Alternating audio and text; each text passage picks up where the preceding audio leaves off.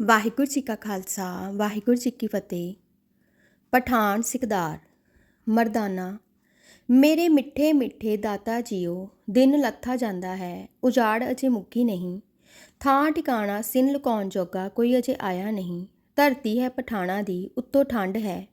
ਰਾਤ ਕਿੱਥੇ ਟਿਕਾਣਾ ਹੋਸੀ ਤੇ ਕਿੰਜ ਬੀਤ ਸੀ। ਸੋਹਣੇ ਸ੍ਰੀ ਗੁਰੂ ਨਾਨਕ ਦੇਵ ਜੀ ਬੋਲੇ, ਮਰਦਾਨਿਆਂ ਦੇਖ ਕਰਤਾਰ ਦੇ ਰੰਗ, ਹੁਣੇ ਕੋਈ ਓਟ ਆਸਰਾ ਆ ਵੈਸੀ। ਇਸ ਤਰ੍ਹਾਂ ਦੀਆਂ ਗੱਲਾਂ ਬਾਤਾਂ ਕਰਦਿਆਂ ਕੁਝ ਪੈਂਡਾ ਲੰਘ ਗਿਆ ਤਾਂ ਉਸੇ ਉਜਾੜ ਵਿੱਚ ਇੱਕ ਹੁਜਰਾ ਆ ਗਿਆ। ਤਾਂ ਮਿੱਠੇ ਸ੍ਰੀ ਗੁਰੂ ਨਾਨਕ ਦੇਵ ਜੀ ਬੋਲੇ, ਲੈ ਮਰਦਾਨਿਆਂ, ਆ ਗਿਆ ਈ ਸਿਰ ਲੁਕਾਉਣ ਦਾ ਟਿਕਾਣਾ। ਮਰਦਾਨਾ, ਮੇਰੇ ਦਾਤਾ ਜੀ, ਇਸ ਉਜਾੜ ਵਿੱਚ ਕਿੰਨ ਇਹ ਗੁਜਰਾ ਬਣਾਇਆ ਹੈ। ਨਾ ਇੱਥੇ ਬੰਦਾ ਹੈ, ਨਾ ਕੋਈ ਸਾਈਂ ਦਾ ਜੀ, ਨਾ ਮੰਜਾ ਨਾ ਮੂੜਾ। ਸ੍ਰੀ ਗੁਰੂ ਜੀ, ਦੇਖ ਇਹ ਉੱਜੜ ਹੁਜਰਾ ਹੁਣੇ ਆ ਵਸ ਪਏਗਾ। ਮਰਦਾਨਾ, ਕੋਈ ਸੁੱਖ ਸਬੀਲੀ ਦੀ ਵਸੋਂ ਆ ਵਸੇਗੀ ਕਿ ਕੋਈ ਤੇਰਾ ਚੋਜ ਵਿਖੀਵੇਗਾ। ਸ੍ਰੀ ਗੁਰੂ ਜੀ ਮੁਸਕਰਾਏ ਤੇ ਕਹਿਣ ਲੱਗੇ, ਦੇਖ ਕਰਤਾਰ ਦੇ ਰੰਗ, ਜੋ ਭੁੱਲਿਆਂ ਨੂੰ ਰਸਤੇ ਪਾ ਲੈਂਦਾ ਹੈ। ਮਰਦਾਨਾ ਠੰਡਾ ਸਾਹ ਲੈ ਕੇ ਅਸਮਾਨ ਵੱਲ ਤੱਕ ਕੇ, ਲੈ ਮਰਦਾਨਿਆਂ, ਆਇਆ ਹੀ ਕੋਈ ਹੋਰ ਰੰਗ ਖੇੜਾ, ਦੇਖ ਕੋਡੇ ਦਾ ਕੜਾਹਾ ਆਉਂਦਾ ਹੈ ਕਿ ਸੱਜਣ ਦੇ ਰੱਸੇ। ਗੁਰੂ ਜੀ, ਜੋ ਆਵੇਗਾ ਸੋ ਦਾਤੇ ਦੀ ਦਾਤ ਹੈ, ਸਾਨੂੰ ਲੈ ਆਇਆ ਹੈ ਪ੍ਰਜਾ ਦੇ ਦੁੱਖ ਹਰਨ ਵਾਸਤੇ। ਦੁੱਖ ਹਰਤਾ ਆਪ ਦੁੱਖ ਹਰੇਗਾ, ਸਾਨੂੰ ਵਿੱਚ ਕਾਰਨ ਬਣਾ ਲਏਗਾ। ਉਸ ਦਾ ਜਲਾਲ ਪ੍ਰਗਟੇਗਾ, ਅਸੀਂ ਤੱਕਾਂਗੇ ਤੇ ਸੁਭਾਗ ਹੋਵਾਂਗੇ।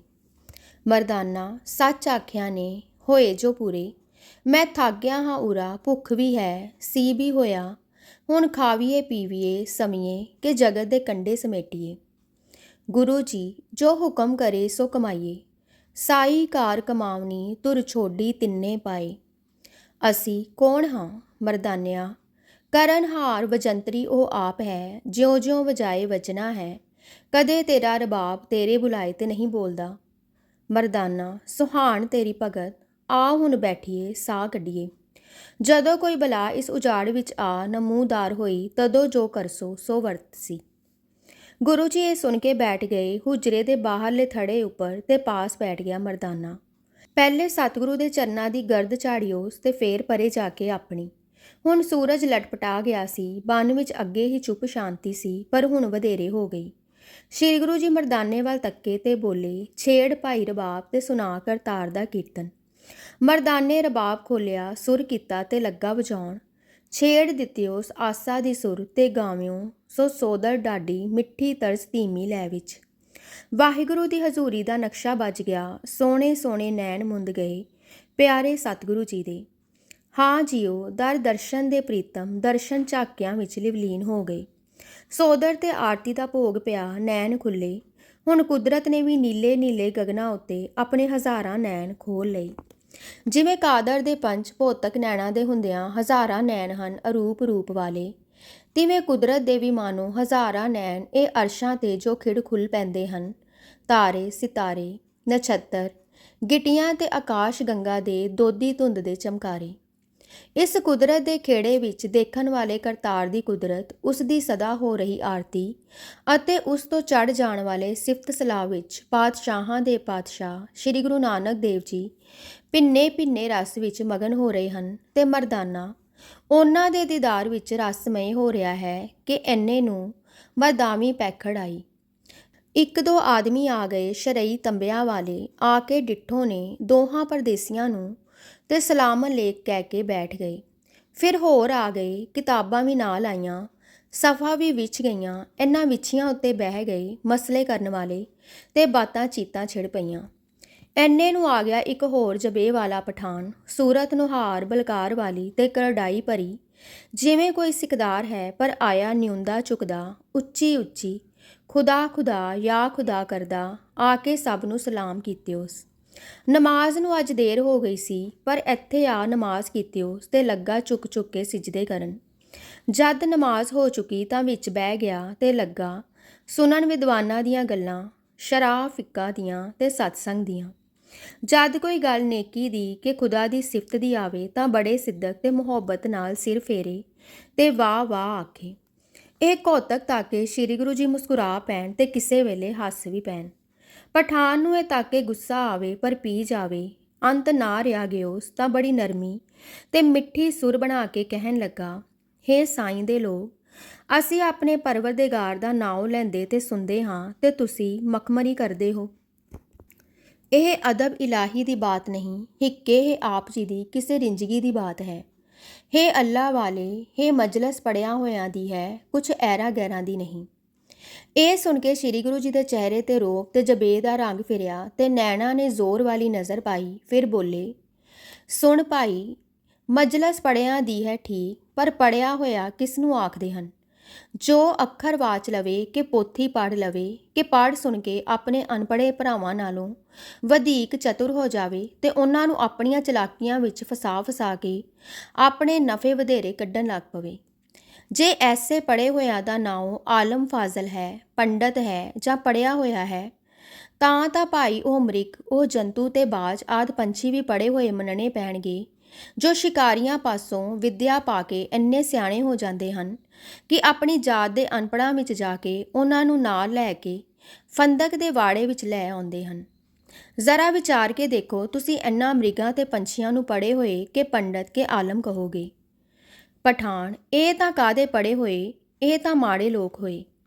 ਕੋਲੋਂ ਇੱਕ ਖੁਸ਼ਾਮਤੀ ਨੇ ਕਿਹਾ, ਹੇ ਅੱਲਾ ਦੇ ਬੰਦੇ, ਇਹ ਸਾਹਿਬ ਸਰਦਾਰ ਹਨ ਤੇ ਫਿਰ ਸਿਕਦਾਰ ਹੋ ਕੇ ਖੁਦਾ ਦੇ ਫਸਲ ਨਾਲ ਇਸ ਵੇਲੇ ਸਤਸੰਗ ਕਰਨ ਆਉਂਦੇ ਹਨ। ਸ਼ਰਾਬ, ਫਿਕਾ, ਹਦੀਸ, ਤਫਸੀਰ, ਹਰ ਵਿਦਿਆ ਵਿੱਚ ਦਿਲਚਸਪੀ ਲੈਂਦੇ ਹਨ। ਸ਼੍ਰੀ ਗੁਰੂ ਜੀ, ਜੇ ਸਿਕਦਾਰ ਵੀ ਹਰਨਾ ਬਾਜਾਂ ਵਾਂਗੂ ਪੜ੍ਹੇ ਤਾਂ ਸ਼ਰਾਅ, ਸ਼ਰੀਅਤ ਤੇ ਹੋਰ ਦਾਨਿਆਂ ਦੇ ਲੇਖੇ ਫਿਰ ਸਿੱਖੇ ਕੀ?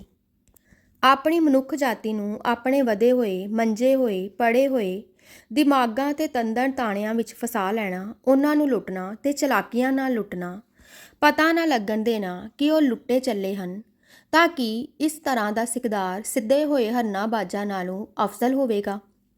ਨਿਸ਼ਚੇ ਜਾਣੋ, ਆਪਣੇ ਬਾਹਾਂ ਦੇ ਬਲ ਵਾਲੇ ਰੋਬ ਹੇਠ ਤੇ ਆਪਣੇ ਸਿੱਖੇ ਸਿਖਾਏ ਦਿਮਾਗ ਦੇ ਜ਼ੋਰ ਨਾਲ ਜੇ ਉਹ ਦੂਸਰਿਆਂ ਨੂੰ, ਬੰਨੀ ਨੋ ਇਨਸਾਨਾਂ ਨੂੰ, ਜਾਂ ਇਉਂ ਕਹੋ ਕਿ ਆਪਣੀ ਮਨੁੱਖ ਜਾਤੀ ਦੇ ਭਰਾਵਾਂ ਨੂੰ ਲੁੱਟਦਾ ਠੱਗਦਾ ਖਾਂਦਾ ਰਿਹਾ ਹੈ, ਤਾਂ ਇੱਥੇ ਬੇਸ਼ੱਕ ਆਪਣੇ ਵਰਗੇ ਵਿਦਵਾਨਾਂ ਆਲਮਾਂ ਵਿੱਚ ਬੈਠ ਕੇ ਸੋਭਾ ਪਾ ਲਵੇ, ਚੰਗਾ ਚੰਗੇਰਾ ਬਣ ਲਵੇ, ਪਰ ਅੱਗੇ ਸਾਈਂ ਦੀ ਦਰਗਾਹ ਵਿੱਚ ਉਸ ਦਾ ਕੋਈ ਟਿਕਾਣਾ ਨਹੀਂ ਹੋਵੇਗਾ। ਸਿਕਦਾਰ ਦਿਲ ਵਿੱਚ ਆ ਰਹੇ ਗੁੱਸੇ ਨੂੰ ਦਬਾ ਕੇ ਤੇ ਵਿੱਚ ਉੱਠ ਰਹੇ ਸ਼ਰਮ ਦੇ ਖਿਆਲ ਨੂੰ ਨੱਪ ਕੇ, ਹੇ ਅੱਲਾ ਵਾਲੇ, ਖੁਦਾ ਤੇਰਾ ਭਲਾ ਕਰੇ, ਤੂੰ ਪੜ੍ਹਿਆ ਹੋਇਆ ਕਿ ਪੰਡਤ ਕਿ ਦਾਨਾ ਬੀਨਾ ਕਿਸ ਨੂੰ ਆਖਦਾ ਹੈ? ਸਿਖਾਏ ਹੋਏ ਸ਼ਿਕਾਰ ਦੇ ਪੰਛੀ ਕੋਈ ਕਿਤਾਬਾਂ ਪੜ੍ਹਦੇ ਹਨ? ਉਹਨਾਂ ਦਾ ਇਨਸਾਨ ਅਸ਼ਰਫ ਉਲ ਮਖਲੂਕਾਤ ਨਾਲ ਕੀ ਮੇਲ? ਸ਼੍ਰੀ ਗੁਰੂ ਜੀ, ਹੇ ਬੰਦੇ ਖੁਦਾ ਦੇ, ਖੁਦਾ ਤੈਨੂੰ ਨੇਕੀ ਦਵੇ। ਪੰਡਤ ਹੀ ਕਿ ਉਹ ਦਾਨਾ ਕਿ ਜੋ ਬੀਨਾ ਵੀ ਹੋਵੇ, ਉਹ ਨਹੀਂ ਜੋ ਕਿਤਾਬਾਂ ਵਾਚ ਲੈਂਦਾ ਹੈ ਤੇ ਅਰਥ ਕਰ ਸਕਦਾ ਹੈ।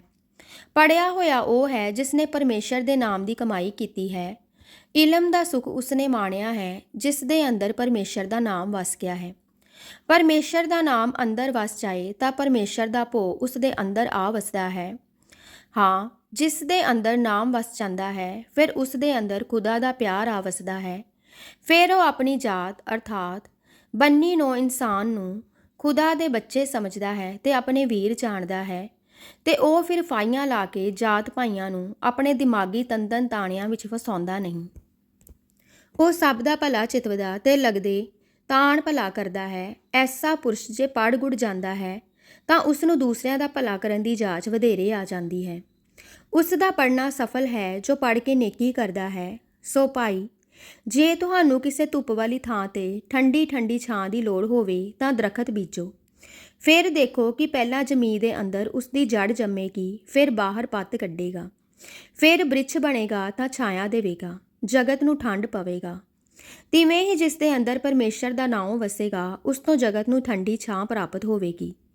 ਸੋ ਹੈ ਵਿਦਿਆ ਦੇ ਸਲਾਹਤ ਕਰਨ ਵਾਲੇ, ਇਲਮ ਦਾ ਨਿਚੋੜ ਨਾਮ ਹੈ। ਨਾਮ ਅੰਦਰ ਵਸੇਗਾ ਤਾਂ ਬਾਹਰ ਉਸ ਦਾ ਵਿਕਾਸ ਕਰਨਾ ਸੁੱਖ ਦੇਵੇਗਾ। ਸਿਕਦਾਰ, ਹੇ ਅੱਲਾ ਦੇ ਸਵਾਰੇ, ਰਾਜੇ ਤੇ ਸਿਕਦਾਰ, ਹਾਕਮ ਤੇ ਚੌਧਰੀ ਪ੍ਰਜਾ ਦਾ ਬੰਦੋਬਸਤ ਕਰਦੇ ਹਨ। ਉਹਨਾਂ ਨੇ ਰੋਬ ਦਬਾਬ ਤੋਂ ਕੰਮ ਲੈਣਾ ਹੋਇਆ। ਬਿਨਾਂ ਦਬਦਬੇ ਦੇ ਲੋਕ ਪ੍ਰਬੰਧ ਵਿੱਚ ਨਹੀਂ ਰਹਿੰਦੇ, ਸੋ ਉਹਨਾਂ ਨੇ ਸਜ਼ਾਵਾਂ ਦੇਣੀਆਂ ਤੇ ਜ਼ੋਰ ਕਰਨੇ ਹੋਏ। ਫਿਰ ਜੇ ਉਹ ਹੁਜਰੇ ਆ ਬੈਠਣ, ਅੱਲਾ ਦੇ ਜ਼ਿਕਰ ਕਰਨ, ਫਿਕਰ ਕਰਨ, ਕਥਾ ਵਾਰਤਾ ਕਰਨ ਤਾਂ ਕੀ ਦੋਸ਼?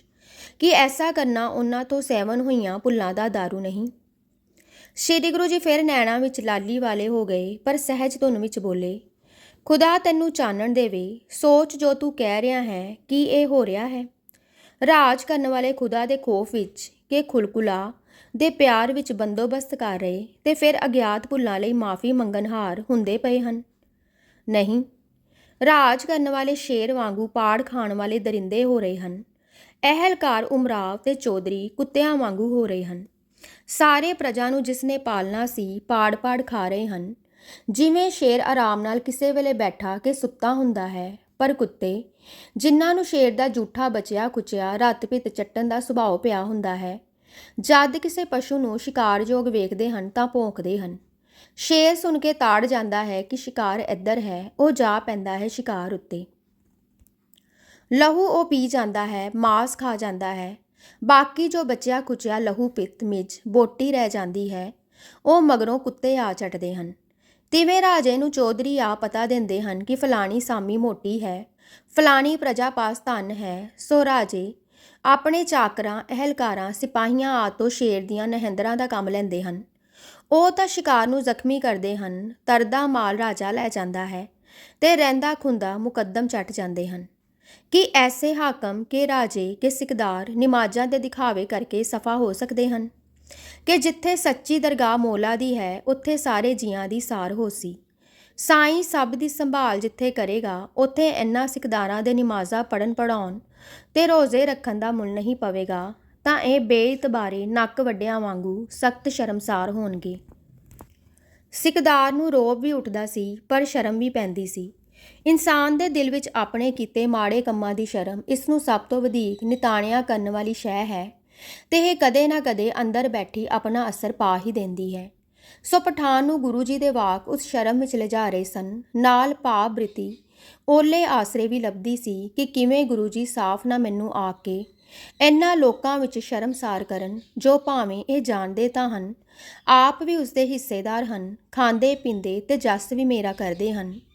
ਸੋ ਪਠਾਨ ਸੋਚ ਕੇ ਕਹਿਣ ਲੱਗਾ, ਹੇ ਫਕੀਰ ਸਾਈਂ ਦੇ, ਜਿਸ ਦੇ ਬਚਨਾਂ ਅੱਗੇ ਦਿਲ ਆਪੇ ਪਿਆ ਝੁਕਦਾ ਹੈ, ਹੁਣ ਸਾਡੇ ਲੋਕਾਂ ਦੀ ਮੁਸ਼ਕਲ। ਅਸੀਂ ਜੋ ਦਿਨ ਰਾਤ ਚੋਰਾਂ, ਯਾਰਾਂ ਤੇ ਕੁੜਿਆਰਾਂ ਦੇ ਮੁਕੱਦਮੇ ਕਰਦੇ ਤੇ ਲੋਕਾਂ ਨੂੰ ਕੈਦ ਕਰਦੇ ਤੇ ਫਾਇਦੇ ਦਿੰਦੇ ਰਹਿੰਦੇ ਹਾਂ। ਜੇ ਅਸੀਂ ਆਪਣੇ ਆਪ ਨੂੰ ਸੁੱਚਾ ਕਰਨਾ ਲੋੜੀਏ ਤਾਂ ਨਮਾਜ਼ਾਂ ਤੇ ਸਤਸੰਗ ਨਾ ਕਰੀਏ। ਮੈਂ ਤਾਂ ਇਸ ਵੇਲੇ 4 ਘੜੀਆਂ ਖੁਦਾ ਤੇ ਰਾਹ ਤੇ ਖਰਚ ਕਰਦਾ ਹਾਂ, ਜੋ ਮੇਰਾ ਭਲਾ ਹੋਵੇ। ਇਹ ਨੇਕ ਕੰਮ ਵੀ ਦਰਗਾਹੇ ਕਬੂਲ ਨਹੀਂ ਪੈਂਦਾ ਕਿ ਖੁਦਾਵੰਦਗਾਰ ਗਰੀਬਾਂ ਕੰਬਲਿਆਂ ਨਾਲ ਖੁਸ਼ ਹੈ ਤੇ ਖੁਦਾ ਪ੍ਰਸਤਿਕਦਾਰਾਂ ਨਾਲ ਰਿੰਝ ਚਾਹੀਦਾ ਤਾਂ ਇਹ ਹੈ ਕਿ ਵੱਡਿਆਂ ਦੇ ਵੱਡੇ ਦੁੱਖ ਦੇਖ ਕੇ ਉਹਨਾਂ ਤੇ ਵੱਧ ਖੁਸ਼ ਹੋਵੇ। ਸ੍ਰੀ ਗੁਰੂ ਜੀ, ਭਾਈ, ਨਿਬੇੜਾ ਹੁੰਦਾ ਹੈ ਹੋ ਹੰਕਾਰ ਉੱਤੇ, ਚਾਹੇ ਰਾਜਾ ਹੈ ਚਾਹੇ ਪ੍ਰਜਾ ਵਿੱਚੋਂ ਵੱਡਾ ਹੈ। ਜੋ ਹੰਕਾਰ ਵਿੱਚ ਹੈ, ਬਿਰਤਾ ਹੀ ਹੰਕਾਰ ਵਿੱਚ ਹੈ। ਦੇਖ, ਹਾਥੀ ਕਿੱਡਾ ਵੱਡਾ ਹੈ ਤੇ ਉਸਦੇ ਖਾਣ ਦਾ ਕਿੱਡਾ ਵੱਡਾ ਮਾਪ ਹੈ। ਸਹਿ ਸਣ ਘਿਓ ਤੇ ਗੁੜ ਖਾ ਜਾਂਦਾ ਹੈ, ਦਾਣਾ ਤਾਂ 500 ਖਾ ਜਾਂਦਾ ਹੈ। ਇਤਨਾ ਖਾ ਕੇ ਮਸਤੀ ਵਿੱਚ ਡਿਕਾਰਦਾ ਹੈ ਤੇ ਫੁੰਕਾਰੇ ਮਾਰਦਾ ਹੈ ਤੇ ਖੇ ਉਡਾਉਂਦਾ ਹੈ। ਅਰਥਾਤ ਹੰਕਾਰ ਵਿੱਚ ਆਪਣੇ ਤੁਲ ਕਿਸੇ ਨੂੰ ਨਹੀਂ ਜਾਣਦਾ, ਪਰ ਇਸ ਦੇ ਸਵਾਸ ਵੀ ਅੰਤ ਹੋ ਜਾਂਦੇ ਹਨ। ਉਹ ਵੱਡੇ ਆਕਾਰ ਵਾਲੀ ਦੇ ਮੋਈ ਪਈ ਇੱਕ ਪਸ਼ਚਾਤਾਪ ਦੀ ਜਿਉਂਦੀ ਤਸਵੀਰ ਹੁੰਦੀ ਹੈ ਕਿ ਕੀ ਹੈ ਹਾਥੀ, ਤੂੰ ਆਪਣੇ ਇਸ ਅੰਤ ਪਰ ਡਕਾਰਦਾ, ਫੁੰਕਾਰਦਾ ਤੇ ਖੇ ਉਡਾਉਂਦਾ ਸੈਂ। ਇੱਕ ਮੁੱਲਾ, ਹੇ ਫਕੀਰ, ਗਮਾਂ ਦੀ ਤਸਵੀਰ ਖਿੱਚਣ ਵਾਲੇ, ਕੀ ਇਨਸਾਨ ਹਾਥੀ ਵਰਗਾ ਪਸ਼ੂ ਹੋ ਗਿਆ? ਇਨਸਾਨ ਕਾਇਨਾਤ ਵਿੱਚ ਸਭ ਤੋਂ ਸ਼ਰੀਫ ਹੈ। ਸ੍ਰੀ ਗੁਰੂ ਜੀ, ਭਾਈ, ਨੈਣ ਉਗਾੜ ਕੇ ਚੁਫੇਰੇ ਤੱਕ ਲਓ। ਇਹ ਮਖਲੂਕ ਜੋ ਇਨਸਾਨ ਹੋ ਕੇ ਸ਼ਰੀਫ ਬਣਦੀ ਹੈ, ਕੀ ਕੁਝ ਕਰ ਰਹੀ ਹੈ? ਉਸੇ ਤਰ੍ਹਾਂ ਹਾਥੀ ਵਾਂਗੂ ਹੀ ਹੰਕਾਰ ਕਰ ਕਰਕੇ ਹਉਮੈ ਵਿੱਚ ਬਫਾ ਕੇ ਮਰ ਰਹੀ ਹੈ। ਜਦੋਂ ਸਾਈਂ ਨੇ ਦੇਹ ਭੰਨ ਸਿੱਟੀ, ਇਹ ਫਿਰ ਮਿੱਟੀ ਦੀ ਮਿੱਟੀ ਹੋ ਗਈ। ਮੁੱਲਾ, ਹੁਣ ਤਾਂ ਆਪਨੇ ਸਾਰੀ ਮਖਲੂਕ ਰੱਦ ਦਿੱਤੀ ਕਿ ਸਾਰੀ ਦੀ ਸਾਰੀ ਅੰਨੀ ਹੈ। ਸ੍ਰੀ ਗੁਰੂ ਜੀ, ਅੰਧਕਾਰ ਹੰਕਾਰ ਦਾ ਹੈ, ਹੰਕਾਰ ਅਗਿਆਨ ਵਿੱਚ ਹੁੰਦਾ ਹੈ। ਸੋ ਅੰਧਕਾਰ ਅਸਲੀ ਅਗਿਆਨ ਹੈ। ਜੋ ਅਗਿਆਨ ਵਿੱਚ ਹੈ ਸੋ ਅੰਨਾ ਹੈ ਤੇ ਉਹ ਮਖਲੂਕ ਅੰਨੀ ਹੈ ਜੋ ਅਗਿਆਨ ਵਿੱਚ ਹੈ। ਪਰ ਉਹ ਅੰਨੀ ਨਹੀਂ ਜੋ ਅਗਿਆਨ ਵੰਸ਼ ਨਹੀਂ, ਜੋ ਹੰਕਾਰ ਵਸ ਨਹੀਂ, ਜਿਸ ਨੂੰ ਆਪਣੇ ਅਸਲੇ ਦੀ ਸੋਝੀ ਆਈ ਹੈ, ਜੋ ਚਿੜੀ ਵਾਂਗੂ ਚਾਹੋ ਨਿੱਕੀ ਹੈ, ਜਿਸ ਦੀ ਖੁਰਾਕ ਬਹੁਤ ਥੋੜੀ ਹੈ, ਪਰ ਉਹ ਆਕਾਸ਼ਾਂ ਵਿੱਚ ਉੱਡਦੀ ਤੇ ਗਾਉਂਦੀ ਹੈ ਤੇ ਉਹ ਖੁਦਾ ਕਰ ਰਹੀ ਹੈ। ਉਹ ਚੰਗੀ ਹੈ, ਉਹ ਖੁਦਾ ਨੂੰ ਵੀ ਭਾ ਰਹੀ ਹੈ। ਇਸੇ ਤਰ੍ਹਾਂ ਉਹ ਗਰੀਬ ਹਾਥੀ ਵਰਗੇ ਫੁੰਕਾਰੇ ਮਾਰਨ ਵਾਲੇ ਹੰਕਾਰੀ ਤੋਂ ਚੰਗਾ ਹੈ ਜੋ ਮਸਾਂ-ਮਸਾਂ ਪੇਟ ਭਰਦਾ ਹੈ, ਪਰ ਜਿਸ ਦੀ ਦ੍ਰਿਸ਼ਟੀ ਆਕਾਸ਼ਾਂ ਵਿੱਚ ਉੱਚੀ ਉੱਠਦੀ ਹੈ। ਜੋ ਪਰਮੇਸ਼ਰ ਦਾ ਨਾਮ ਲੈਂਦਾ ਹੈ, ਉਹ ਖੁਦਾ ਨੂੰ ਪਿਆਰਾ ਲੱਗਦਾ ਹੈ। ਹੇ ਦਾਨੇ, ਚੰਗਾ ਉਹ ਹੈ ਜੋ ਖੁਦਾ ਨੂੰ ਭਾਉਂਦਾ ਹੈ, ਚਾਹੋ ਵੱਡਾ ਚਾਹੋ ਛੋਟਾ। ਇੱਕ ਹੋਰ ਕਾਜ਼ੀ ਬੋਲਿਆ, ਫਿਰ ਸਾਈਂ ਵਾਲੇ, ਦੁਨੀਆ ਦਾ ਨਿਜ਼ਾਮ ਕਿੱਕੂ ਚੱਲੇ। ਇਹ ਜੋ ਹਾਕਮ ਲੋਕ ਹਨ, ਇਹਨਾਂ ਨੂੰ ਮਾਫੀ ਚਾਹੀਏ। ਕੰਮ ਜੋ ਔਖਾ ਹੋਇਆ, ਵੱਡੇ ਨਾ ਬਣਨ, ਹੰਕਾਰ ਨਾ ਕਰਨ ਤਾਂ ਕੰਮ ਨਹੀਂ ਟੁਰਦਾ। ਗੁਰੂ ਜੀ, ਕੰਮ ਅਕਲ ਨਾਲ ਟੁਰਦੇ ਹਨ, ਖੁਦਾ ਦੀ ਮਿਹਰ ਨਾਲ ਟੁਰਦੇ ਹਨ, ਹੰਕਾਰ ਨਾਲ ਵਿਗੜਦੇ ਹਨ। ਜਿਵੇਂ ਸ਼ੇਰ ਬਣਦਾ ਰਾਜਾ ਕਹੀਦਾ ਹੈ, ਉਹ ਬਲਵਾਨ ਹੋ ਕੇ ਸੈਂਕੜੇ ਮਿਰਗ ਮਾਰ ਕੇ ਖਾ ਜਾਂਦਾ ਹੈ ਤੇ ਉਸਦੇ ਬੱਚੇ ਖੁੱਚੇ ਉੱਤੇ ਹੋਰ ਅਨੇਕਾਂ ਜੰਤੂ ਪਲਦੇ ਹਨ, ਤੇ ਉਹ ਇਸ ਹੰਕਾਰ ਵਿੱਚ ਜਦ ਬੋਕਦਾ ਹੈ ਤਾਂ ਆਪਣੇ ਘੂਰਨੇ ਵੀ ਨਹੀਂ ਮਾਉਂਦਾ, ਭਾਵ ਜਾਮਿਓ ਬਾਹਰ ਹੋ ਜਾਂਦਾ ਹੈ। ਪਰ ਉਸ ਦਾ ਵੀ ਅੰਤ ਦਮ ਨਿਕਲ ਜਾਂਦਾ ਹੈ। ਮਾਨੋ ਪੱਲੇ ਪਛਤਾਵਾ ਹੀ ਰਹਿ ਜਾਂਦਾ ਹੈ ਕਿ ਹਾਏ, ਉਮਰਾਂ ਵਿਅਰਥ ਗਵਾ ਲਈ। ਤਿਵੇਂ ਮਨੁੱਖਾਂ ਦੇ ਰਾਜੇ ਬਲਵਾਨ ਹੋ ਕੇ ਮਾਰਾਂ ਮਾਰਦੇ ਹਨ ਤੇ ਉਹਨਾਂ ਦੇ ਚਾਕਰ ਅਮੀਰ ਉਮਰਾ ਹਾਕਮ ਵੀ ਪਲਦੇ ਹਨ, ਤੇ ਰਾਜਾ ਵੀ ਹੰਕਾਰ ਵਿੱਚ ਆ ਕੇ ਬਫਾਉਂਦਾ ਹੈ ਕਿ ਹਮਾਰੇ ਜੈਸਾ ਕੋਈ ਨਹੀਂ ਜਗਤ ਮੇਂ। ਪਰ ਉਹ ਅੰਨਾ ਹੈ ਹੰਕਾਰ ਵਿੱਚ, ਉਸ ਨੂੰ ਸੁੱਝਦਾ ਕੁਛ ਨਹੀਂ। ਉਸ ਨੂੰ ਨਹੀਂ ਸਮਝ ਪੈਂਦੀ ਕਿ ਮੈਂ ਬੁੱਕ ਕੇ ਕਿਸ ਨੂੰ ਸੁਣਾ ਰਿਹਾ ਹਾਂ। ਦੁਨੀਆ ਦੇ ਲੋਕ ਉਸ ਦੇ ਹੰਕਾਰ ਦੇ ਹੱਥੋਂ ਦੁਖੀ ਹਨ। ਉਹ ਉਸ ਦੇ ਬੁੱਕਣ ਉੱਤੇ ਖੁਸ਼ ਨਹੀਂ ਹੋ ਸਕਦੇ। ਤੇ ਉੱਧਰ ਖੁਦਾ, ਜੋ ਖਸਮ ਹੈ ਸਾਰੀ ਕਾਇਨਾਤ ਦਾ, ਉਸ ਨੂੰ ਤਾਂ ਹੰਕਾਰ ਵਿੱਚ ਬੁੱਕਣ ਵਾਲਾ ਮੁੱਲੋਂ ਨਹੀਂ ਪਾਉਂਦਾ। ਖੁਦਾ ਨੂੰ ਤਾਂ ਉਹ ਗਰੀਬ ਪਾਉਂਦਾ ਹੈ ਜੋ ਹੋਵੇ ਤਾਂ ਅੱਕ ਤੇ ਬੈਠਣ ਵਾਲਾ ਮੱਕੜੀ ਵਰਗਾ ਟਿੱਡਾ, ਜੋ ਅੱਕ ਨਾਲ ਪ੍ਰੀਤ ਕਰਦਾ ਹੈ ਤੇ ਅੱਕ ਦੀਆਂ ਡਾਲੀਆਂ ਤੇ ਬੈਠਦਾ ਹੈ ਤੇ ਅੱਕ ਦੇ ਪੱਤੇ ਖਾ ਕੇ ਹੀ ਪੇਟ ਭਰ ਲੈਂਦਾ ਹੈ। ਪਰ ਖੁਦਾਵੰਦ ਕਰੀਮ ਦਾ ਨਾਮ ਜਪਦਾ ਹੈ, ਸਦਾ ਕਰਦਾ ਰਹਿੰਦਾ ਹੈ, ਯਾ ਖੁਦਾ ਯਾ ਖੁਦਾ।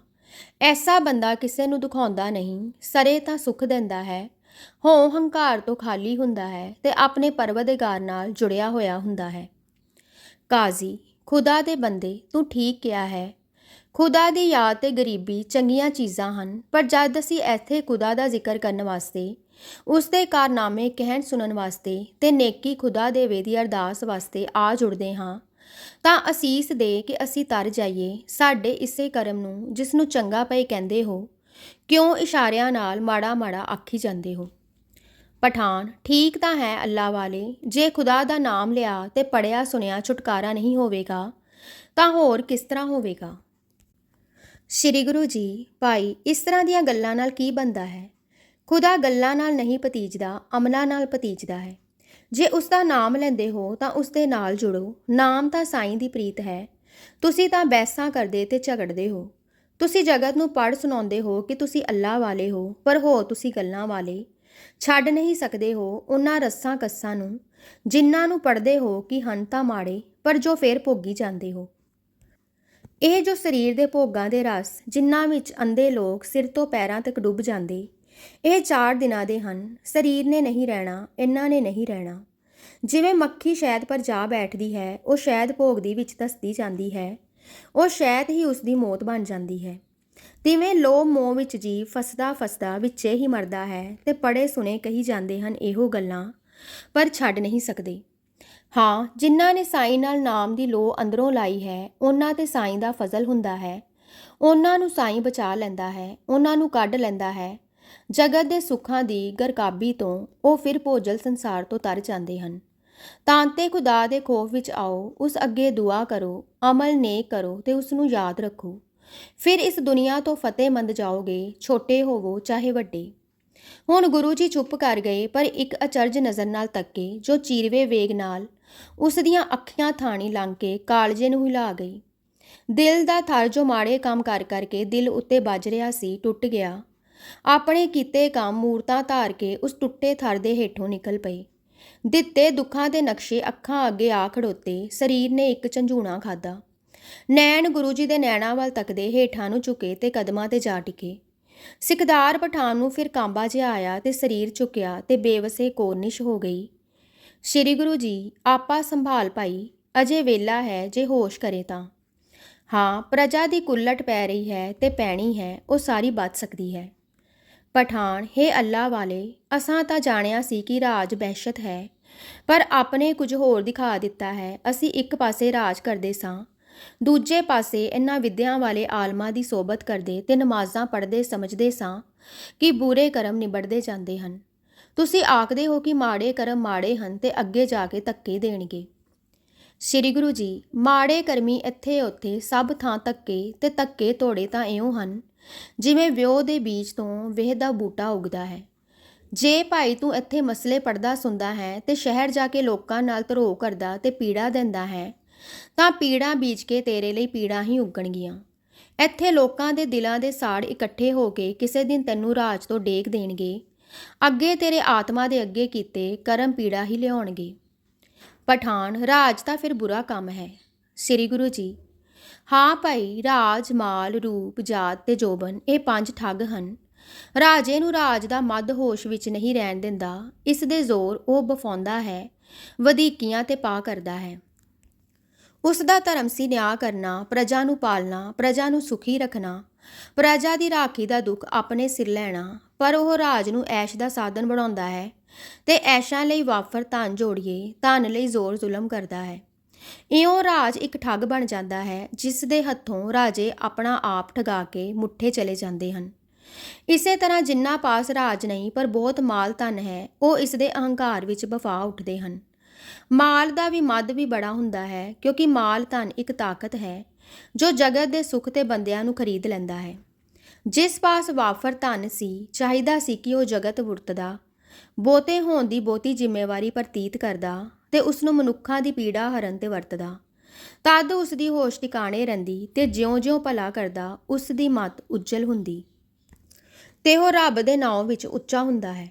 ਪਰ ਉਸ ਨੂੰ ਬਹੁਤੀ ਦਾ ਮੱਧ ਚੜ੍ਹਦਾ ਹੈ। ਕੱਚੇ ਕੁਸ਼ਾਮਦੀ ਆ ਕੇ ਉਹਦੇ ਮਨ ਨੂੰ ਵਧਾਉਂਦੇ ਹਨ ਤੇ ਉਸ ਦੇ ਧਨ ਦਾ ਲਾਭ ਆਪ ਲੈਣ ਲਈ ਉਸ ਨੂੰ ਮੰਦੇ ਕੰਮਾਂ ਵਿੱਚ ਪ੍ਰੇਰਦੇ ਹਨ।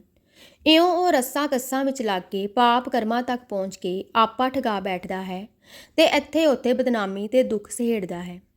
ਇਸੇ ਤਰ੍ਹਾਂ ਕਈ ਬੰਦੇ ਜਾਤ ਵਿੱਚ ਉੱਚੇ ਹਨ, ਜਿਵੇਂ ਹਿੰਦੂਆਂ ਵਿੱਚ ਬ੍ਰਾਹਮਣ ਤੇ ਮੁਸਲਮਾਨਾਂ ਵਿੱਚ ਸੱਯਦ ਹਨ। ਇਹ ਲੋਕ ਇਸ ਜਾਤੀ ਦੇ ਅਭਿਮਾਨ ਵਿੱਚ ਆਕੜ ਟੁਰਦੇ ਹਨ। ਇਹੋ ਅਭਿਮਾਨ ਇਹਨਾਂ ਨੂੰ ਹਉਮੈ ਨਹੀਂ ਜਿੱਤਣ ਦਿੰਦਾ। ਆਪੋ ਆਪਣੇ ਸ਼ਾਸਤਰ ਪੜ੍ਹਦੇ ਸੁਣਦੇ ਆਪਣੀ ਵਡਿਤ ਵਿੱਚ ਦੂਸਰਿਆਂ ਤੇ ਵਧੀਕੀਆਂ ਤੇ ਅਨਿਆਏ ਕਰ ਬੈਠਦੇ ਹਨ। ਫਿਰ ਰੂਪ ਹੈ ਤੇ ਜੋਬਨ, ਰੂਪ ਦਾ ਵੀ ਅਭਿਮਾਨ ਹੁੰਦਾ ਹੈ। ਇਸ ਵਿੱਚ ਆ ਕੇ ਵੀ ਜੀਵ ਹਉਮੈ ਨੂੰ ਜਿੱਤਣੋਂ ਰਹਿ ਜਾਂਦਾ ਹੈ। ਦਿੱਤੀ ਤਾਂ ਦਾਤ ਸਾਈਂ ਨੇ ਸੀ, ਜੋ ਸੋਝੀ ਆਵੇ ਕਿ ਜਿਵੇਂ ਸਰੀਰ ਸੋਹਣਾ ਹੈ ਉਹੋ ਜਿਹਾ ਮਨ ਸੋਹਣਾ ਹੋਵੇ। ਪਰ ਸਗੋਂ ਮਨੁੱਖ ਤੇ ਤ੍ਰੀਮਤਾ ਇਸ ਦੇ ਮੱਧ ਵਿੱਚ ਆ ਕੇ ਅਨੇਕਾਂ ਪਾਪਾਂ ਦੇ ਭਾਗੀ ਹੁੰਦੇ ਹਨ ਤੇ ਇਉਂ ਇਸ ਸੋਹਣੀ ਸ਼ੈ ਦੇ ਹੱਥੋਂ ਮਨੁੱਖਾ ਜਨਮ ਠਗਾ ਜਾਂਦੇ ਹਨ। ਪਠਾਨ, ਹੇ ਦਾਤਾ, ਭਲਾ ਰੂਪ ਸੁੰਦਰਤਾ ਦਾ ਕੋਈ ਹੋਰ ਗੁਣ ਵੀ ਹੈ? ਇਹ ਤਾਂ ਹੁੰਦੀ ਹੀ ਭੋਗਾਂ ਨਿਮਿਤ ਹੈ। ਸ੍ਰੀ ਗੁਰੂ ਜੀ, ਸੁੰਦਰਤਾ ਗੁਣ ਸਾਈਂ ਦਾ ਹੈ। ਉਹ ਸੁੰਦਰ ਹੈ, ਸਭ ਸੁੰਦਰਾਂ ਨਾਲੋਂ ਵਧੀ। ਉਸ ਨੇ ਸੁੰਦਰਤਾ ਬਣਾਈ ਹੈ ਜੋ ਜਗਤ ਦੇ ਮਨੁੱਖਾਂ, ਤ੍ਰੀਮਤਾਂ, ਜੰਤੂਆਂ, ਪੰਖੀਆਂ, ਫੁੱਲਾਂ ਫਲਾਂ, ਬੂਟਿਆਂ, ਨਦੀਆਂ, ਸਰਾਂ, ਸਮੁੰਦਰਾਂ, ਪਹਾੜਾਂ, ਬਰਫਾਂ, ਝਰਨਿਆਂ ਵਿੱਚੋਂ ਪਈ ਛਾਲਾਂ ਮਾਰ-ਮਾਰ ਸਾਡੇ ਮਨਾਂ ਨੂੰ ਮੋਹਦੀ ਹੈ। ਚੰਨ, ਸੂਰਜ, ਤਾਰੇ, ਨਛੱਤਰ, ਅਸਮਾਨ, ਪੌਣ ਪਾਣੀ, ਸਾਰਿਆਂ ਵਿੱਚੋਂ ਸੁੰਦਰਤਾ ਮੀਂਹ ਵਾਂਗੂ ਛੈਬਰਾਂ ਲਾਉਂਦੀ ਹੈ। ਮਨੁੱਖ ਨੇ ਇਸ ਸੁੰਦਰਤਾ ਨੂੰ ਸਮਝਣੋਂ ਮਨ ਮੋੜ ਲਿਆ ਹੈ ਵਿਕਾਰਾਂ ਵੱਲ ਤੇ ਪ੍ਰਾਪਤ ਸੁੰਦਰਤਾ ਨੂੰ ਵਿਕਾਰਾਂ ਦੇ ਵਿੱਚ ਵਰਤਣ ਵਿੱਚ। ਸੁੰਦਰਤਾ ਤਾਂ ਸਾਡੇ ਮਨ ਨੂੰ ਸੁੰਦਰਤਾ ਦੇ ਭਾਵ ਵਿੱਚ ਮੋਹਦੀ ਹੈ ਤੇ ਸਾਨੂੰ ਸਾਡੇ ਆਪਣੇ ਆਪ ਵਿੱਚ ਲੀਨ ਕਰਨ ਨੂੰ ਕਰਦੀ ਹੈ। ਪਰ ਅਸੀਂ ਸੁੰਦਰਤਾ ਤੱਕ ਕੇ ਸੁੰਦਰਾਂ ਨੂੰ ਜੱਫੇ ਮਾਰਦੇ ਹਾਂ।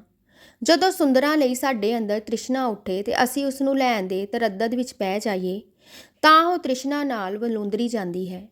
ਸੋ ਸੁੰਦਰਤਾ ਦਾ ਦੂਸਰਾ ਵਰਤਾਓ ਇਹ ਹੈ ਕਿ ਜਦੋਂ ਉਹ ਆਪਣਾ ਮੋਹਨਹਾਰ ਅਸਰ ਸਾਡੇ ਮਨ ਉੱਤੇ ਪਾਵੇ ਤਾਂ ਉਸ ਵਿੱਚ ਲੀਨ ਹੋ ਜਾਈਏ।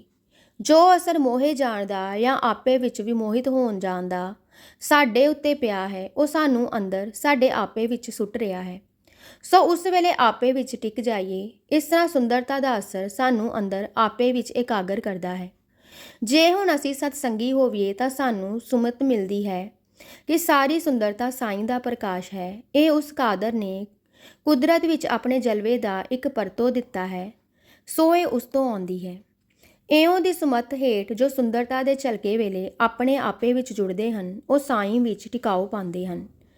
ਇਸ ਨੂੰ ਹੇ ਖਾਨ ਅਸੀਂ ਵਿਸਮਾਦ ਆਖਦੇ ਹਾਂ।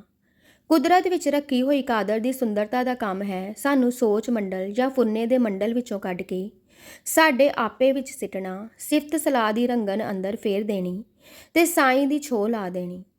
ਇਹ ਵਿਸਮਾਦ ਹੈ ਖਾਣਾ ਵਿਸਮਾਦ। ਕੁਦਰਤ ਦੀ ਹਰ ਸ਼ੈ ਵਿਸਮਾਦ ਲਾਉਂਦੀ ਹੈ, ਪਰ ਇਨਸਾਨ ਤ੍ਰਿਸ਼ਨਾਲੂ ਤੇ ਸਤੂਲ ਰਸਾਂ ਦਾ ਭੋਗੀ ਹੋ ਰਿਹਾ ਹੈ। ਇਸ ਕਰਕੇ ਵਿਸਮਾਦ ਦੇ ਰਸ ਤੋਂ ਵਾਂਝਿਆ ਜਾ ਰਿਹਾ ਹੈ। ਇਨਸਾਨ ਹੁਣ ਵਿਸ਼ੇ ਰਸਾਂ ਵਿੱਚ ਆਪਾ ਲੁਟਾ ਰਿਹਾ ਹੈ। ਵਿਸਮਾਦ ਰਸ ਵਿੱਚ ਆ ਕੇ ਆਪੇ ਨੂੰ ਇਕੱਠਿਆਂ ਤੇ ਬਲਵਾਨ ਨਹੀਂ ਬਣਾ ਰਿਹਾ ਹੈ। ਕੁਦਰਤ ਨਾਲ ਮੇਲ ਖਾ ਕੇ ਕਾਦਨ ਨਾਲ ਸਾਂਝੀਵਾਲ ਨਹੀਂ ਹੋ ਰਿਹਾ, ਪਰ ਸੁੰਦਰਾਂ ਨੂੰ ਲੈ ਲੈਣ ਦੀ ਤ੍ਰਿਸ਼ਨਾ ਨਾਲ ਜੱਫੇ ਮਾਰਦਾ ਦਿਸਣਹਾਰ ਨੂੰ ਚੰਬੜ ਰਿਹਾ ਹੈ, ਦ੍ਰਿਸ਼ਟਾਂ ਨਾਲੋਂ ਟੁੱਟ ਰਿਹਾ ਹੈ। ਪਠਾਨ, ਇਹ ਅਜੀਬ ਹੈ ਸੁੰਦਰਤਾ ਦੀ ਤਾਸੀਰ ਹੈ। ਹਾਂ ਠੀਕ ਹੈ, ਠੀਕ ਹੈ ਪਰ ਹੇ ਦਾਤਾ, ਕਿ ਕੁਦਰਤ ਦੀ ਹਰ ਸ਼ੈ ਵਿੱਚ ਇਹ ਸੁੰਦਰਤਾ ਤੇ ਹਰ ਸੁੰਦਰਤਾ ਵਿੱਚ ਇਹ ਤਾਸੀਰ ਹੈ। ਸ਼੍ਰੀ ਗੁਰੂ ਜੀ ਵਿਸਮਾਦ ਵਿਸਮਾਦ ਕਹਿੰਦੇ ਸੁਰ ਵਿੱਚ ਧੀਮੇ ਹੁੰਦੇ ਜਾਂਦੇ ਸਨ, ਨੈਣ ਜੁੜਦੇ ਜਾਂਦੇ ਸਨ, ਇਉਂ ਹੁੰਦੇ ਆਪ ਜੁੜ ਗਏ, ਅਡੋਲ ਚੁੱਪ ਹੋ ਗਏ। ਮਰਦਾਨਾ ਮਰਮੀ ਮਿੱਤਰ ਸ਼੍ਰੀ ਗੁਰੂ ਕੇ ਰੰਗਾਂ ਤੇ ਮਨੋਵੇਗਾਂ ਦਾ ਜਾਣੂ ਸੀ। ਉਸ ਦੇ ਸਿਆਣੇ ਤੇ ਸੁੱਤੇ ਸਿਆਣੇ ਹੋ ਚੁੱਕੇ ਹੱਥ ਰਬਾਬ ਤੇ ਜਾ ਪਹੁੰਚੇ ਤੇ ਲੱਗੀਆਂ ਟੁੰਕਾਰਾ ਵੱਜਣ। ਗੁਰੂ ਕੇ ਪਿਆਰੇ ਰਾਗ ਆਸਾ ਦੀ ਸੁਰ ਵੱਜ ਗਈ। ਮਿੱਠੇ ਪਿਆਰੇ ਤੇ ਸੁੰਦਰਤਾ ਵਾਲੇ ਗਲੇ ਮਰਦਾਨੇ ਦੇ ਰਸੀਲੇ ਗਲੇ ਨੇ ਉਚਾਰ ਕੀਤਾ, ਵਿਸਮਾਦ ਨਾਦ ਵਿਸਮਾਦ ਵੇਦ, ਵਿਸਮਾਦ ਜੀ ਵਿਸਮਾਦ ਭੇਦ, ਵਿਸਮਾਦ ਰੂਪ ਵਿਸਮਾਦ ਰੰਗ, ਵਿਸਮਾਦ ਨਾਗੇ ਫਿਰੇ ਜੰਤ, ਵਿਸਮਾਦ ਪੌਣ ਵਿਸਮਾਦ ਪਾਣੀ, ਵਿਸਮਾਦ ਅਗਨੀ ਖੇਡੇ ਵਿਡਾਣੀ, ਵਿਸਮਾਦ ਧਰਤੀ ਵਿਸਮਾਦ ਖਾਣੀ, ਵਿਸਮਾਦ ਸਾਧ ਲਗੇ ਪ੍ਰਾਣੀ, ਵਿਸਮਾਦ ਸੰਜੋਗ ਵਿਸਮਾਦ ਵਿਜੋਗ, ਵਿਸਮਾਦ ਭੁੱਖ ਵਿਸਮਾਦ ਭੋਗ, ਵਿਸਮਾਦ ਸਿਫਤ ਵਿਸਮਾਦ ਸਲਾਹਾ, ਵਿਸਮਾਦ ਉਜੜ ਵਿਸਮਾਦ ਰਾਹ, ਵਿਸਮਾਦ ਨੇੜੇ ਵਿਸਮਾਦ ਦੂਰ, ਵਿਸਮਾਦ ਦੇਖੇ ਹਾਜ਼ਰਾ ਹਜੂਰ, ਵੇਖ ਵਿਡਾਨ ਰਹਿਆ ਵਿਸਮਾਦ, ਨਾਨਕ ਬੂਝਣ ਪੂਰੇ ਭਾਗ। ਮਰਦਾਨੇ ਨੇ ਹੁਣ ਸਲੋਕ ਗਾ ਕੇ ਚੁੱਪ ਕੀਤੀ, ਪਰ ਉਸਦੇ ਰਾਗ ਦੀ ਤਾਸੀਰ ਉਸਦੇ ਗਲੇ ਚੋਂ ਨਿਕਲੀ। ਸੰਗੀਤਕ ਸੁੰਦਰਤਾ ਸਾਰਿਆਂ ਨੂੰ ਆਪੇ ਵਿੱਚ ਜੋੜ ਗਈ।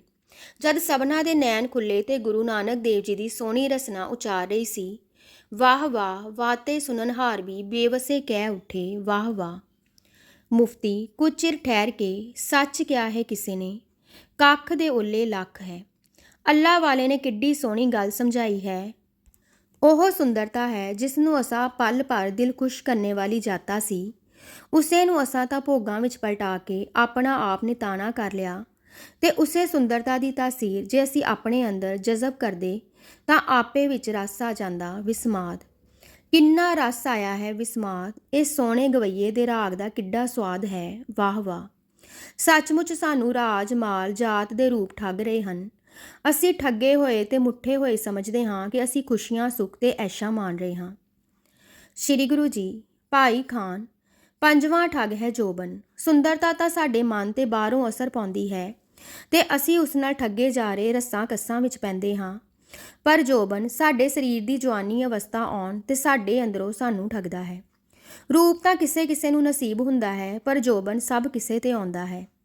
ਜੋਬਨ ਦੇ ਬਲਕਾਰ ਵਿੱਚ ਸੋਹਣਾ ਕੁਸੋਹਣਾ ਸਭ ਕੋਈ ਆਪ ਨੂੰ ਸੋਹਣਾ ਸਮਝਦਾ ਹੈ ਤੇ ਉਸ ਮੱਧ ਵਿੱਚ ਬੰਦਾ ਨਾ ਕੇਵਲ ਵਿਕਾਰਾਂ ਵਿੱਚ ਠਗੀਂਦਾ ਹੈ, ਸਗੋਂ ਜ਼ੋਰ ਜ਼ੁਲਮ ਵੀ ਕਰ ਬੈਠਦਾ ਹੈ। ਜੋਬਨ ਤੇ ਬਲ ਵਿੱਚ ਲਿੱਸਿਆਂ ਤੇ ਹੀਣਿਆਂ ਉੱਤੇ ਤਦੀਆਂ ਕਰਨੋਂ ਨਹੀਂ ਸੰਕੋਚਦਾ।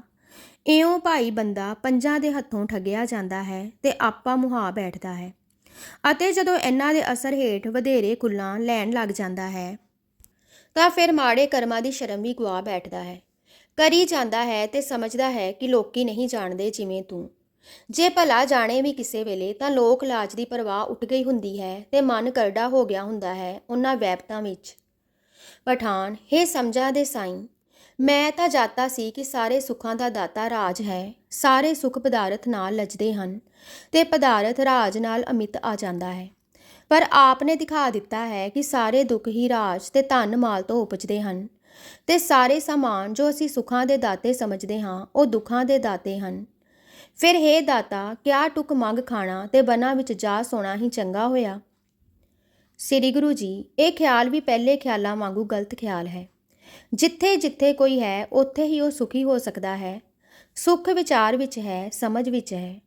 ਪੰਜਾਂ ਦੇ ਮੱਧ ਵਿੱਚੋਂ ਸੁੱਖ ਉਪਜਿਆ, ਪੰਜਾਂ ਦੇ ਗੁੱਸੇ ਨਾਲ ਜਾਂ ਨਿਰਾਸਤਾ ਨਾਲ ਕੀਤੇ ਤਿਆਗ ਵਿੱਚੋਂ ਵੀ ਦੁੱਖ ਉਪਜਦਾ ਹੈ। ਵਿਚਾਰ ਚਾਹੀਦਾ ਹੈ ਕਿ ਪੰਜਾਂ ਤੋਂ ਕਿਵੇਂ ਸੁੱਖ ਪਾਵੇ। ਪਠਾਨ, ਹੋਰ ਨਿਮਰੀ ਹੋ ਕੇ, ਹੇ ਦਾਤਾ, ਆਪ ਨੇ ਫਰਮਾਇਆ ਸੀ ਕਿ ਪੰਜਾਂ ਤੋਂ ਸੁੱਖ ਲਈਏ ਤਾਂ ਮਨ ਥੱਕਦਾ ਹੈ ਤੇ ਗਲਤੀਆਂ ਕਰਦਾ ਹੈ। ਇਹ ਗੱਲ ਸਮਝੇ ਨਹੀਂ ਪਈ ਕਿ ਫਿਰ ਸੁੱਖ ਲਈਏ ਕਿੱਕੋ। ਸ੍ਰੀ ਗੁਰੂ ਜੀ, ਭਾਈ, ਹਰ ਸ਼ੈ ਬੇਸਮਝੀ ਨਾਲ ਵਰਤੀ ਦੁੱਖ ਦਿੰਦੀ ਹੈ, ਅਕਲ ਨਾਲ ਵਰਤੀ ਸੁੱਖ ਦਿੰਦੀ ਹੈ। ਅੱਗ ਬੇਸਮਝੀ ਨਾਲ ਵਰਤਿਆਂ ਘਰ ਫੂਕ ਦਿੰਦੀ ਹੈ, ਪਰ ਅਕਲ ਨਾਲ ਵਰਤਿਆਂ ਰੋਟੀਆਂ ਪਕਾਉਂਦੀ ਤੇ ਪਾਲੇ ਦੇ ਦੁੱਖ ਨੂੰ ਦੂਰ ਕਰਦੀ ਹੈ। ਤਿਵੇਂ ਇਹਨਾਂ ਪੰਜਾਂ ਨੂੰ ਬੇਸਮਝੀ ਨਾਲ ਵਰਤਿਆਂ ਇਹਨਾਂ ਦੇ ਹੱਥੋਂ ਠੱਗੇ ਮੁੱਠੇ ਜਾਈਦਾ ਹੈ, ਪਰ ਸਮਝ ਨਾਲ ਵਰਤਿਆਂ ਇਹਨਾਂ ਨੂੰ ਠੱਗ ਲਈਦਾ ਹੈ। ਉਹ ਗੱਲ ਅਸੀਂ ਹੁਣੇ ਦੱਸ ਚੁੱਕੇ ਹਾਂ, ਮੁੜ ਸਮਝ ਲਓ। ਰਾਜ ਪਾ ਕੇ ਰਾਜ ਕਰੇ, ਪਰ ਰਾਜ ਦੇ ਸੁੱਖਾਂ ਦੇ ਨਾਲ ਆਪਣੇ ਫਰਜ਼ਾਂ ਨੂੰ ਵੀ ਸਮਝੇ। ਇਸ ਦਾ ਫਰਜ਼ ਹੈ ਕਿ ਪ੍ਰਜਾ ਨੂੰ ਸੁਖੀ ਰੱਖੇ। ਰਾਜਾ ਇਆਲੀ ਵਾਂਗੂ ਆਪਣੀ ਪ੍ਰਜਾ ਦਾ ਪਾਲਕ ਤੇ ਰਾਖਾ ਹੈ। ਹਾਲਿਆਂ ਦਾ ਆਇਆ ਧਨ ਤੇ ਘਰਾਂ ਤੋਂ ਮਿਲਿਆ ਪਦਾਰਥ ਰਾਜਾ ਦੇ ਐਸ਼ ਵਾਸਤੇ ਨਹੀਂ ਹੈ, ਪਰ ਪ੍ਰਜਾ ਦੀ ਪ੍ਰਤਪਾਲਾ, ਰਾਖੀ ਤੇ ਸੁੱਖ ਵਾਸਤੇ ਹੈ।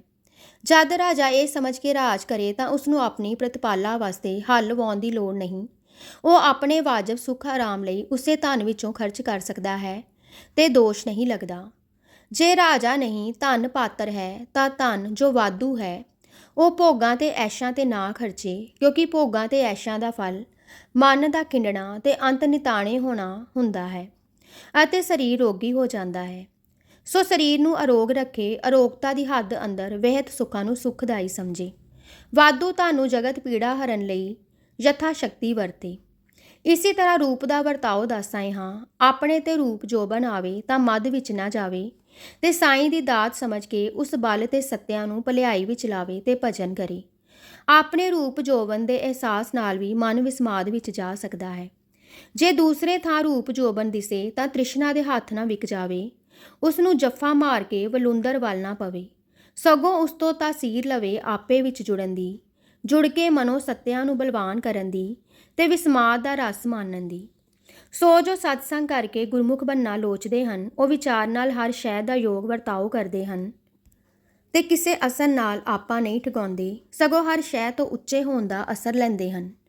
ਇਉਂ ਉਹ ਇਹਨਾਂ ਪੰਜਾਂ ਠੱਗਾਂ ਨੂੰ ਜਿੱਤ ਲੈਂਦੇ ਹਨ।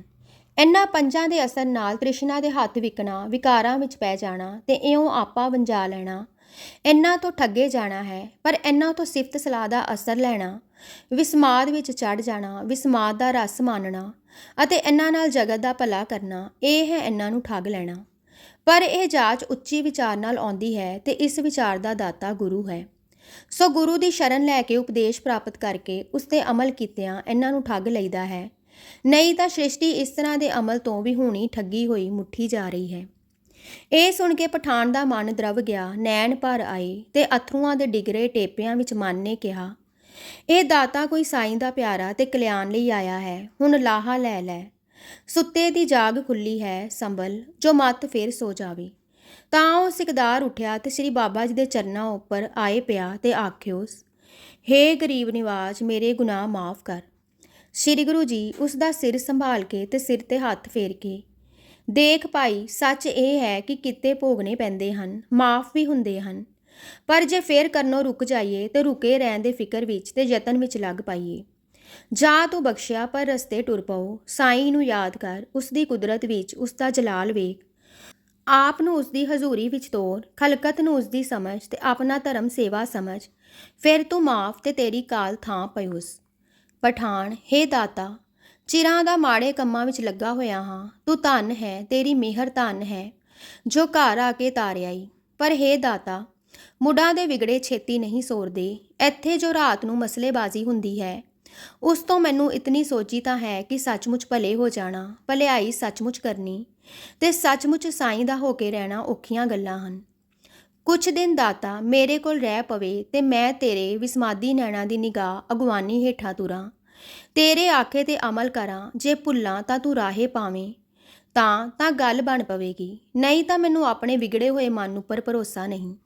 ਜਗਤ ਦੀ ਮਿਠਾਸ ਡਾਢੀ ਹੈ ਤੇ ਪੱਕੇ ਹੋਏ ਸੁਭਾਅ ਬੜੇ ਕਸਵੇ ਜੰਜੀਰ ਹਨ। ਨਾਲੇ ਦਾਤਾ, ਮੈਨੂੰ ਮੁਰੀਦ ਕਰ, ਆਪ ਮੁਰਸ਼ਿਦ ਹੋ। ਮੇਰੇ ਪਹਿਲੇ ਸਤਸੰਗ ਦੇ ਸੰਬੰਧ ਦਿਖਾਵੇ ਵਾਲੇ ਹਨ, ਤੇਰੇ ਉੱਤੇ ਭਤੀਜਿਆ ਹਾਂ, ਤੂੰ ਪਤਿਆਇਆ ਹੈ, ਹੁਣ ਆਪ ਹੀ ਸਹਾਈ ਹੋ। ਚਰਨੀ ਲਾ, ਕਦਮ ਬੋਸੀ ਦੇ ਤੇ ਉਬਾਰ ਲੈ। ਤਾਦੋ ਪਠਾਨ ਇਸ ਪ੍ਰਕਾਰ ਦੀਆਂ ਅਰਜ਼ੋਈਆਂ ਕਹਿ ਕੇ ਗੁਰੂ ਜੀ ਨੂੰ ਆਪਣੇ ਘਰ ਲੈ ਗਿਆ, ਜਿੱਥੇ ਆਪ ਕੁਝ ਸਮਾਂ ਟਿਕੇ। ਉਸ ਦੇ ਨਿਕਟਵਰਤੀ ਤੇ ਹੋਰ ਲੋਕ ਵੀ ਮੁਰੀਦ ਹੋਏ। ਉੱਥੋਂ ਦੀ ਪ੍ਰਜਾ ਦੁਖੀ ਸੀ, ਸਰਦਾਰ ਆਪ ਵਿਕਾਰਾਂ ਵਿੱਚ ਲੱਗ ਰਿਹਾ ਸੀ। ਗੁਰੂ ਬਾਬੇ ਦੀ ਮਿਹਰ ਨਾਲ ਇੱਕ ਸਰਦਾਰ ਸੋਹਰਿਆਂ ਤਾਂ ਉਸ ਦਾ ਭਲਾ ਹੋ ਗਿਆ। ਉਸ ਇੱਕ ਦੇ ਨਾਲ ਪ੍ਰਜਾ ਸੁਖੀ ਹੋ ਗਈ। ਅਨੇਕਾਂ ਤਰੇ ਇਉਂ ਨੇਕੀਆਂ ਵਿਥਾਰਦਾ ਸ੍ਰੀ ਗੁਰੂ ਨਾਨਕ ਦੇਵ ਤੇ ਜਗਤ ਜਲੰਦੇ ਨੂੰ ਠੰਡਾ ਪਾਉਂਦਾ ਸੀ। ਇਤਿਹਾਸਿਕ ਪਹਿਲੂ। ਜਨਮ ਸਾਖੀ ਵਿੱਚ ਬਾਬਾ ਜੀ ਦਾ ਇੱਥੇ 9 ਮਹੀਨੇ ਰਹਿਣਾ, ਕੜਾਹ ਪ੍ਰਸ਼ਾਦ ਕਰਵਾ ਕੇ ਪੰਜਾ ਲੱਗਣਾ ਲਿਖਿਆ ਹੈ, ਪਰ ਟਿਕਾਣੇ ਦਾ ਪਤਾ ਨਹੀਂ ਦਿੱਤਾ। ਤਵਾਰੀ ਖਾਲਸਾ ਨੇ ਪਠਾਣਾ ਦੇ ਦੇਸ਼ ਵਿੱਚ ਪਤਾ ਦਿੱਤਾ ਹੈ ਕਿ ਕਾਬਲੋ 9 ਕੋ ਪਰੇ ਲੁੰਡੇ ਤੋਂ ਪਾਰ ਅਸਕਰਾ ਨਾਮ ਦਾ ਪਹਾੜ ਹੈ। ਉੱਥੇ ਗੁਰੂ ਕਾ ਕੋਠਾ ਤੇ ਚਸ਼ਮਾ ਹੈ, ਜਿੱਥੇ ਨੌਚੰਦੇ ਐਤਵਾਰ ਨੂੰ ਕੜਾਹ ਪ੍ਰਸ਼ਾਦ ਹੁੰਦਾ ਹੈ। ਆਖਦੇ ਹਨ ਕਿ ਪੰਜਾ ਲੱਗਦਾ ਹੈ। ਹੋ ਸਕਦਾ ਹੈ ਇਹੋ ਟਿਕਾਣਾ ਇਸ ਸਾਖੀ ਵਰਤਨ ਦਾ ਹੋਵੇ, ਪਰ ਟਿਕਾਣਾ ਲੱਭਣ ਲਈ ਵਿਸ਼ੇਸ਼ ਖੋਜ ਦੀ ਲੋੜ ਹੈ, ਕਿਉਂਕਿ ਤਵਾਰੀ ਖਾਲਸਾ ਨੇ ਹਜ਼ਾਰੇ ਵਿੱਚ ਵੀ ਪੰਜਾ ਲੱਗਣ ਦੀ ਵਾਰਤਾ ਦਿੱਤੀ ਹੈ। ਈਰਾਨ, ਰੂਸ ਹੋ ਆਏ ਇੱਕ ਸੱਜਣ ਨੇ ਦੱਸਿਆ ਸੀ ਕਿ ਇਹ ਟਿਕਾਣਾ ਈਰਾਨ ਵਿੱਚ ਜਾਂ ਲਾਗੇ ਹੈ ਤੇ ਮੈਂ ਵੇਖ ਆਇਆ ਹਾਂ। ਵਾਹਿਗੁਰੂ ਜੀ ਕਾ ਖਾਲਸਾ, ਵਾਹਿਗੁਰੂ ਜੀ ਕੀ ਫਤਿਹ।